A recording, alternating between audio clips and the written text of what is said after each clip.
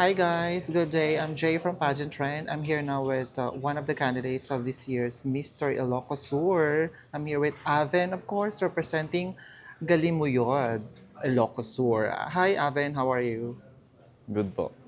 Ayan, so gaano mo ito pinaghandaan, itong Mr. Ilocos Sur? Ah, say, ayun, sumali ako sa mga pageant sa municipal namin. Tapos yun yung way na pag-ready ko para dito sa pageant na to. Are you into training ba? Like sa mga Q&A mo, tas Ay, opo. pasarela? Ganun? Nag-gym po ako. Tapos every night nagre-review po ako para sa Q&A. Wow. You're also reading some social issues, gano'n. Opo. Sakaling may lumabas na question doon. Diba? Opo. Ano yung pinakamahirap na preparasyon pagdating sa pagsali sa mga pageant? Para sa akin po yung Q&A. Mhm. Kasi pre-eager doon pa kasi ako makakalis na itong Pang ilang kasama ko. join mo na to? Kapag big pageants, ikalawa pa lang. Pangalawa. Ano yung mga natutunan mo sa pagsali mo sa mga pageant?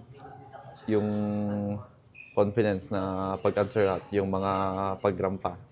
Oh, are you still studying or may pinagkakabalan sa buhay? Studying pa lang po. Anong course? Grade 12 pa lang po ako. Grade Opo. 12. Wow. Best of luck, ha? And belated happy birthday as well. Thank you po. Ayun.